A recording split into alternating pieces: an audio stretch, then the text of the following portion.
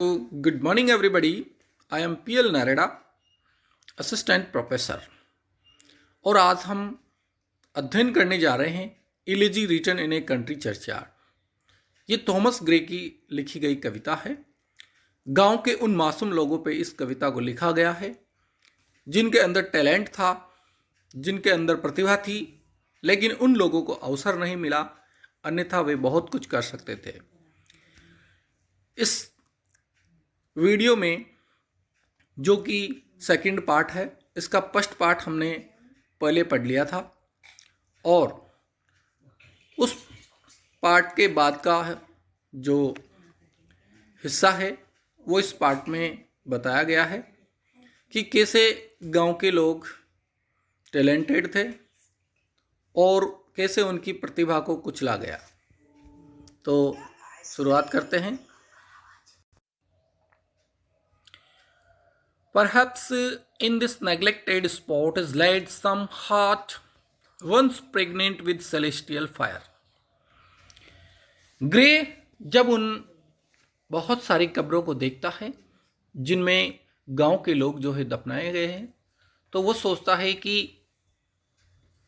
ये जो कब्र है, perhaps in this neglected spot, neglected का मतलब होता है नकारा गया, यानी जिसकी तरफ कोई ध्यान नहीं दिया गया, ऐसे जगह को कहा जाता है नेग्लेक्टेड। शायद इस नकारा जगह में इज लेड लेटा हुआ है सम हार्ट, कोई ऐसा हृदय, once pregnant with celestial thought, celestial fire. Celestial मतलब पवित्र और फायर मतलब अग्नि।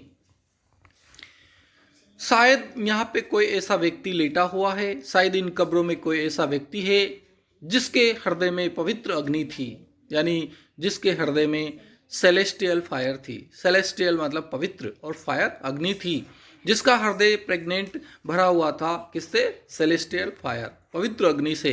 यानी जो खुद एक कवि हो सकता था, जिसके अंदर कोई धधकती हुई ज्वाला थी। Hands that the rod of empire might have swayed. शायद यहाँ पे कोई ऐसा व्यक्ति भी हो सकता है। Hands that the rod of empire, rod का मतलब होता है छड़ और एम्पायर मतलब साम्राज्य, जो अपने हाथ में किसी एम्पायर की रोड को पकड़ सकता था, जो अपने हाथ में किसी साम्राज्य की डोर को पकड़ सकता था। हैव स्वे, माइट हैव स्वे, स्वे मतलब होता है लहराना। यानी यहाँ पर जो ग्रामीण लेटे हुए हैं, जिनकी ये कब्रें हैं, उनमें से कोई व्यक्ति ऐसा भी हो सकता था जो किसी साम्राज्य की बागडोर संभाल सकता था। और wake to ecstasy the living liar, और वेक टू एक्सटेसी, एक्सटेसी का मतलब होता है आनंद, खुशी, खुशी पैदा कर सकता था the living lyre. Living lyre सजीव वीणा में, यहाँ पर लायर से मतलब है वीणा और लिविंग मतलब सजीव।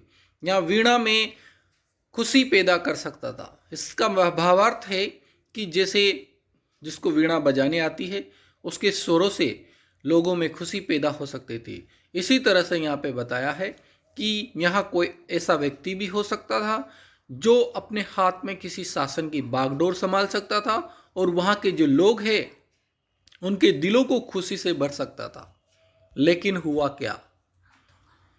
But knowledge to their eyes, her ample pace, rich with the spoils of time, did never unroll. But किंतु नॉलेज, ज्ञान जो है, टू देयर आइज, उनकी आंखों में, उनकी आंखों में जो ज्ञान भरा हुआ था, यानी उनके हृदय में जो ज्ञान भरा हुआ था, हर एम्पल पेज, उसका जो एम्पल पेज था, एम्पल का मतलब होता है प्रचुर मात्रा में, विशाल मात्रा में, ज्ञान का जो विस्तार उनकी आंखों में था, ज्ञान का जो विस्तृत दायरा उनकी आंखों में देखा गया, रिच, बहुत रिच था, विद स्पॉइल ऑफ टाइम, और उसको समय ने बर्बाद कर दिया। With the spoil of time, समय ने उसको बिगाड़ दिया। स्पॉइल का मतलब होता है बेकार कर देना, उनका वक्त नहीं आया। Spoil of time did never unroll, और वो पेज कभी खुला ही नहीं। नेवर अनरोल, रोल का मतलब होता है लपेटना, और अनरोल का मतलब होता है ओपन होना, यानी उनके अंदर जो ज्ञान का जो पेज था उसको खुलने का मौका नहीं मिला, समय ने उसको खुलने ही नहीं दिया, उनके ज्ञान का विकास नहीं हुआ। और इसी वजह से क्या हुआ, chill penury repress their noble rage. Chill अत्यधिक, पैनुरी गरीबी ने, अत्यधिक गरीबी ने क्या किया, रिप्रेस दबा दिया, कुचल दिया, देयर नोबल रेज। रेज का मतलब होता है जोश, उत्साह। उनके अंदर का जो जोश था, they were energetic but the time repress their noble rage. वे इनर्गेटिक थे, ऊर्जावान थे, लेकिन समय ने उनकी ऊर्जा को, उनके नोबल रेज को, रेज का मतलब होता है गुस्सा, यहाँ गुस्से से मतलब है जोश, उनके अंदर का जो जोश था उसको गरीबी ने दबा दिया। And froze the genial current of the soul. और उनकी आत्मा का जो जेनियल करंट था, करंट का मतलब आवेग और जेनियल मतलब उदारता भरा हुआ, उनके मन में जो उदारता भरा हुआ आवेग था उनकी आत्मा में, सोल मतलब आत्मा में, उसको फ्रोज कर दिया गया। फ्रॉज से मतलब है फ्रीज की सेकंड फॉर्म है फ्रॉज, जमा दिया गया। यानी उनके अंदर भी कुछ न कुछ करने का जो जोश था उसको गरीबी ने दबा दिया, गरीबी ने उसको कुचल दिया। यहाँ पर कवि हमें दो उदाहरण के माध्यम से समझाएगा कि किस तरह से वो जो गरीब थे वो बेचारे, उनको मौका नहीं मिला और उनकी जो नोबल प्रतिभा थी वो किस तरह से नष्ट हो गई। Full many a gem of purest ray shone.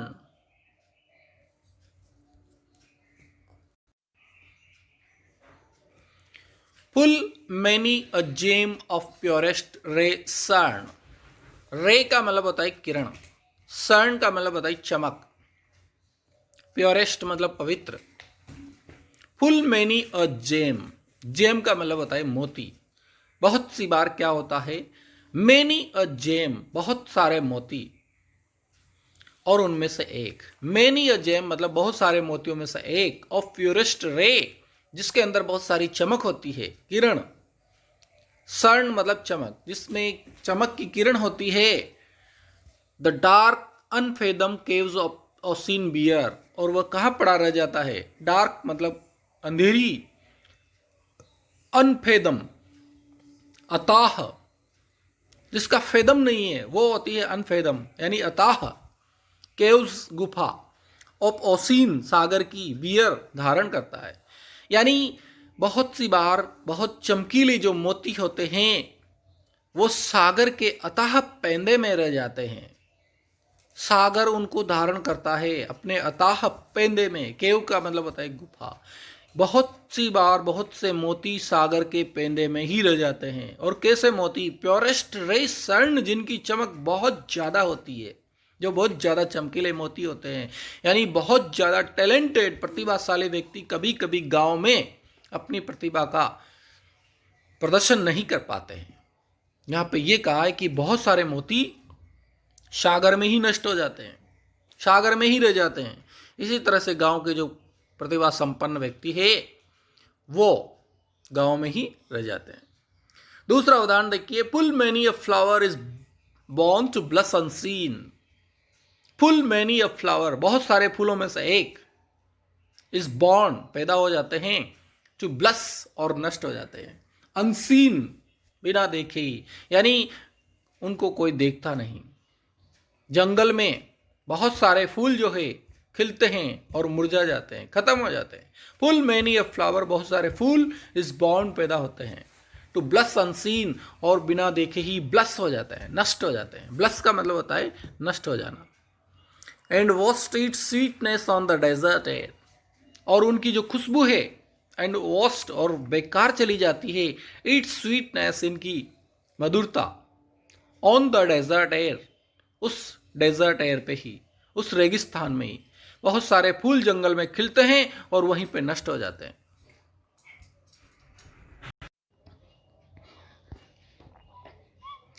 Some village have done that with dauntless breast.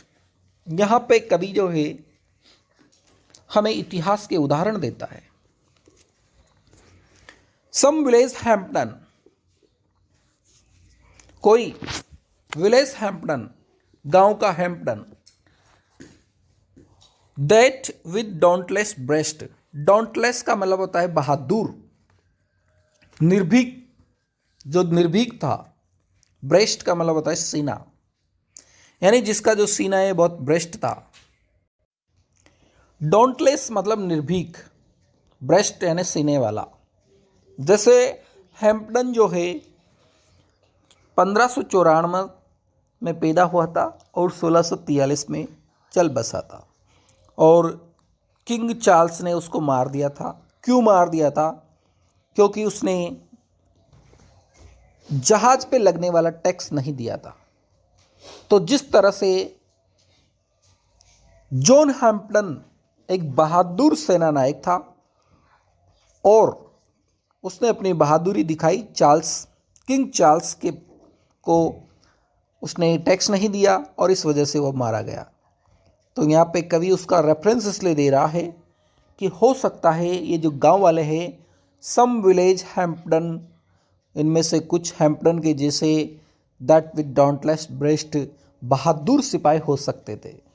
The little tyranny of his field withstood, withstood मतलब सामना करते, टायरनी यानी अत्याचारों का, ऑफ हिज फील्ड्स उसके क्षेत्र में। और ये इतने निर्भीक होते कि अगर कोई तानाशाही व्यक्ति तानाशाही करता, अत्याचार करता, तो ये उसका सामना करते। विदस्टूड मतलब सामना करते। Some mute inglorious Milton here may rest, यहाँ पे कवि एक और उदाहरण देता है मिल्टन का। मिल्टन कवि हुआ है 1608 में पैदा हुआ था और प्योरिटन एज का कवि माना जाता है। सम म्यूट इन ग्लोरियस, म्यूट का मतलब शांत, और इन ग्लोरियस यानी जिसको गौरव नहीं दिया गया है, ग्लोरियस का मतलब होता है गौरवशाली, और इन ग्लोरियस मतलब जिसको पूरी तरह से गौरव नहीं दिया गया है। ऐसा मिल्टन हियर मैं रेस्ट, यहाँ पे रेस्ट कर रहा होगा। हो सकता है कोई मिल्टन के जैसे प्रतिभाशाली व्यक्ति यहाँ रहा होगा। Some Cromwell guiltless of his country blood, हो सकता है कोई क्रोमवेल जैसा व्यक्ति, गिल्टलेस जो निर्दोष हो, ऑफ हिज कंट्री ब्लड अपने देश का। हो सकता है कोई क्रोमवेल जैसा व्यक्ति भी यहाँ पे लेटा हुआ हो, जो अपने देश के ब्लड का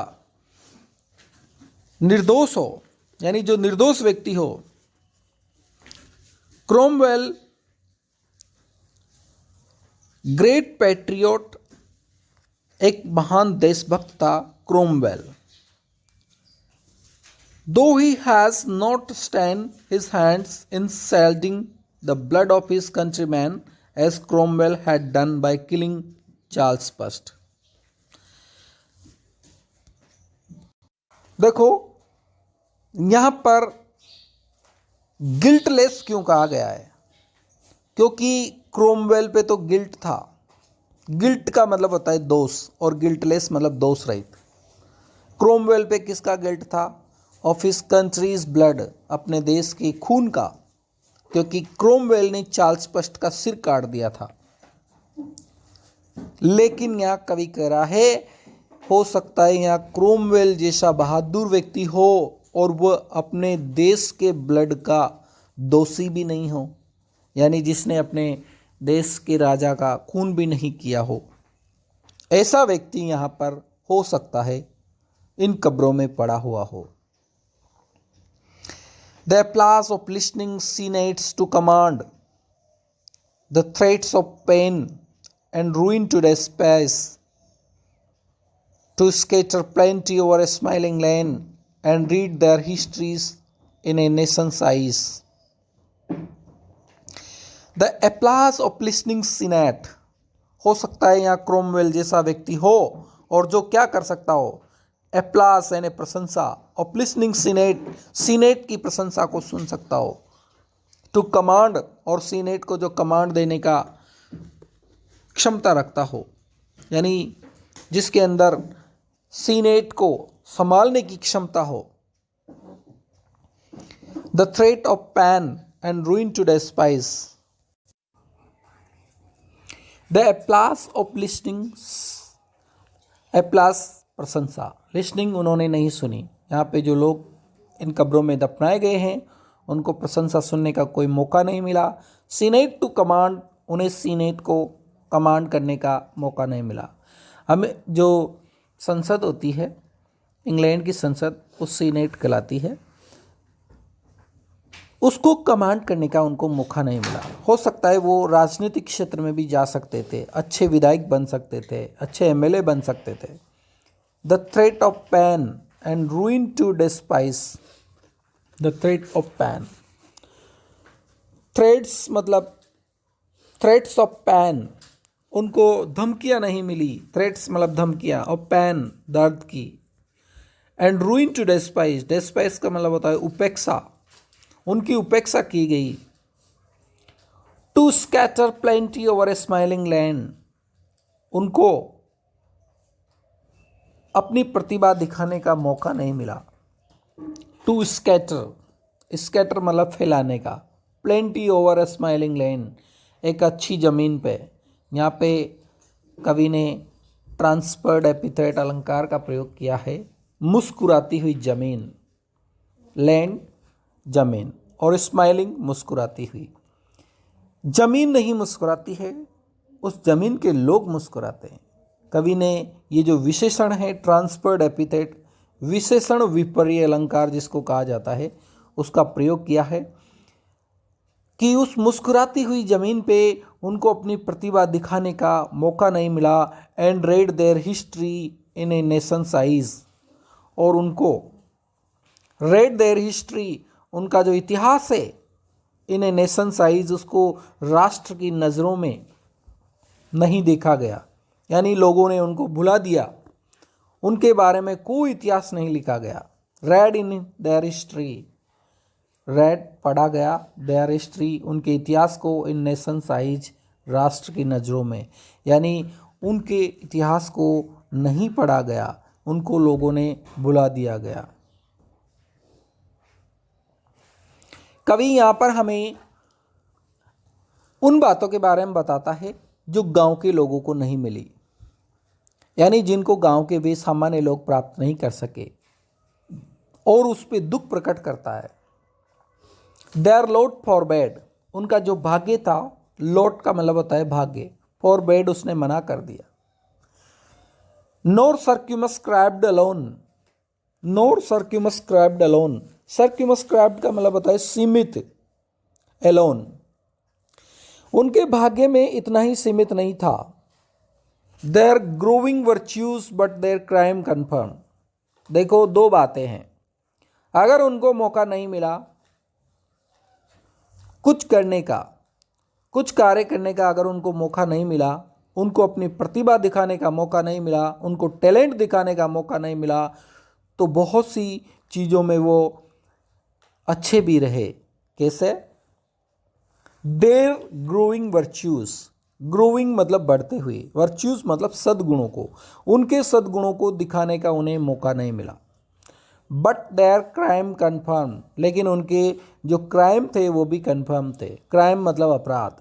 यदि उनको सद्गुणों को दिखाने का मौका नहीं मिला तो उनके दुर्गुण जो है वो भी दबे रहे। क्राइम कन्फर्म थे, उनके दुर्गुण भी कन्फर्म थे। अगर उन्हें उनके अंदर सद्गुण थे तो ये भी श्योर है कि उनके अंदर दुर्गुण भी थे।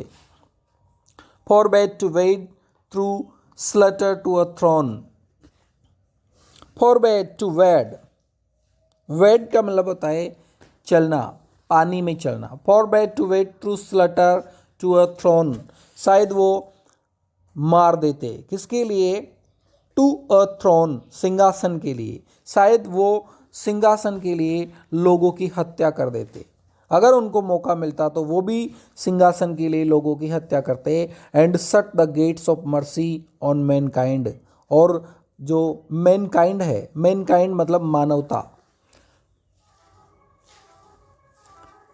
Shut the gates of mercy, mercy मतलब दया, दया के जो रास्ते थे वो उनके लिए बंद हो जाते। हो सकता है वो सिंहासन के लिए किसी की हत्या कर देती, और जो दया के जो रास्ते हैं मैनकाइंड के लिए वो उनके लिए बंद हो जाते, क्योंकि हत्या करने के बाद उनके अंदर दया नहीं रहती और दया के रास्ते उनके लिए ख़त्म हो जाते। तो इस तरह से कवि कहता है अगर उनके लिए कुछ रास्ते अवरुद्ध थे तो कुछ रास्ते खुले भी रहे, उन्होंने कुछ कार्य नहीं किया तो कुछ अच्छे कार्य भी किए। स्टूडेंट्स, वीडियो कैसा लगा? आगे की जो पोएम है वो नेक्स्ट वीडियो में आपको मिलेगी। Thank you.